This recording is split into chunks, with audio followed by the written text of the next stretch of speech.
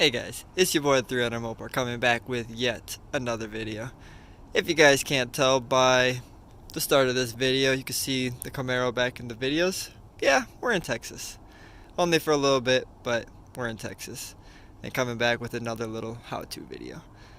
So, the video we're going to do obviously is already done, but it's very easily for me to show you how to do it even though it's already done. So I'm going to go ahead and show you step by step what we did to put this on and what we did put on, and we're going to kind of go from there. But before we do that, go ahead, hit that like button, drop a comment. If you ain't done it, hit that subscribe button. We're trying to go up, trying to get to 4,000. We're really close, so help us out, hit that subscribe button. But without being said, let's just get into the video. So, as you can see, we put the wind deflector on, or restrictor, whatever you want to call it, on the back of the car. Obviously, she went with the Camaro, the SS one. You can see it's all mounted, everything's ran, color change, and I will put the video in here as well, what it looks like at the end, all lit up, and stuff like that. But anyways, let's just get right into this. So obviously, you can see here, it's just got the 2 screws to mount this bar to the plexiglass. This piece down here already comes pre-installed. That's where your lights are inside there. And that's all there is to it. This metal piece here just has double-sided adhesive tape and comes with alcohol wipes. So you're going to wipe this down really good with alcohol wipe. Pull the backing off, find out exactly where you want it. If you want to mark it like we did, we used a little pencil to kind of mark it. That way you can just mark that, because if you use alcohol wipe on plastic, it's going to change the color of the plastic. So, recommend, use a pencil, mark it. Now the fun part. One hole needs to be drilled, but it's already a pre-existing hole, so there ain't nothing to it, and I will show you. Inside here, there's little holes in the side of the car for if you wanted to put a net over the back seat and cover the back seat completely, because everybody knows with the Camaro, there ain't really no need for a back seat. Anyways, so your wires that are going to come off of the light, plug in, drill a hole inside here. Instructions will tell you the exact size drill bit to use. We use the next size up to give it a little extra space inside there. All you're going to do, take the wire, put it inside there, and it runs right alongside the plastic piece. Right through here,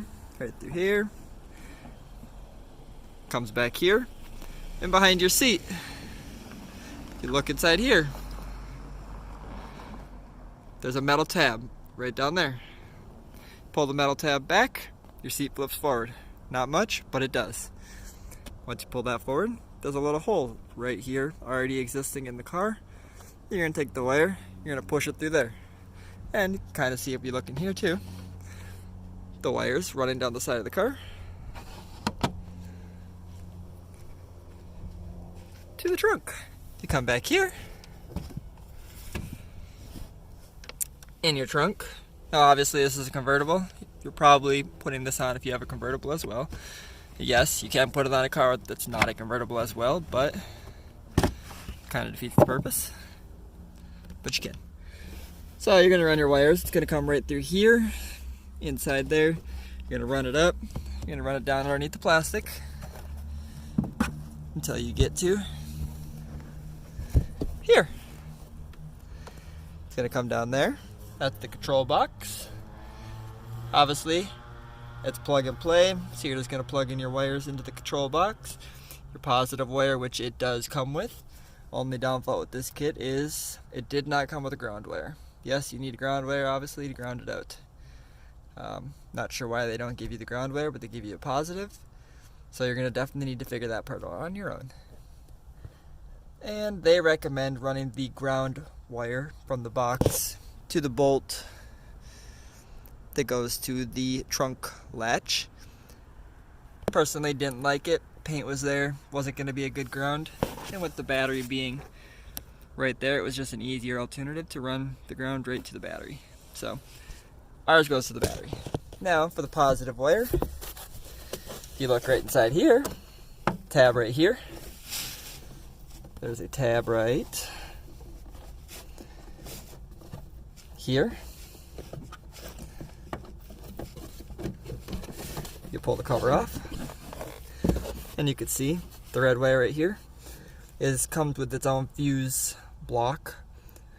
So it'll come with a 5 amp fuse, but the kit also comes with a 10 amp fuse. I recommend taking the 5 amp out, putting the 10 amp in, and if you look on your fuse block in the middle row, second one up is also a 10 amp fuse. Pull that 10 amp out, plug the 10 amp into the other slot that's going to be inside this black box here, slide that in. That's how you're getting your power. Pretty self-explanatory.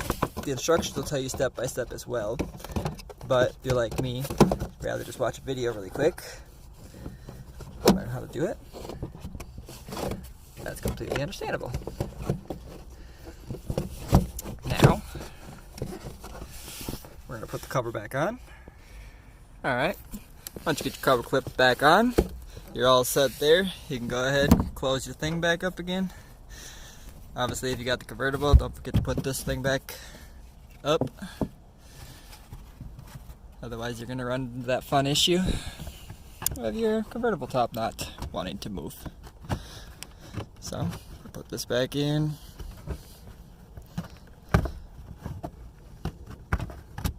Clip that in. Clip that up there.